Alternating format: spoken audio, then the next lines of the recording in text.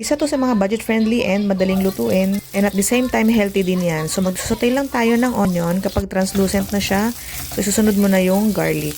Kapag naaamoy mo na yung onion, ayan, lalagay mo na yung garlic. And then, mo lang siya for few seconds. And then, inuna ko lang yung carrots and yung tangkay ng kangkong since medyo matagal siyang lutuin.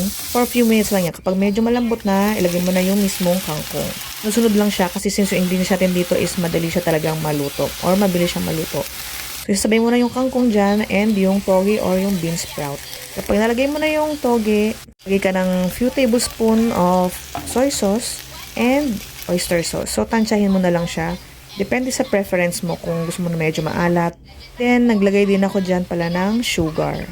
And so, yung una ko nilagay is soy sauce. So, sa about 5 tablespoon nata or 4. And then, oyster sauce and then sugar. So, sa mga estudyante, isa rin to sa mga pwede nyo lutuin kung titipid kayo. And after nyan, timplahan mo na siya ng salt and pepper. And then, halo mo na siya ng konti. And then, lagyan mo na siya ng vinegar. Konting vinegar lang. So, ikaw nang bahala tuman siya kung anong gusto mong preference, kung gusto mo medyo maasim. And then, nilagay ko na rin yung tofu. In-air fry ko lang siya since as much as possible, ayoko talagang oily yung kinakain namin. So, ayan na. Luto na yung hindi ko alam kung anong tawag dyan. Basta toge siya na may kangkong. Ayan, masarap yan. Gustong-gusto ni Ayan yan. Healthy na siya, masarap pa, and madali lang siyang lutuin. So yun lang guys, kung nag-iisip kayo nung kanulutuin nyo ngayon, i-try nyo na yan. Don't forget to follow and share, and thank you for watching.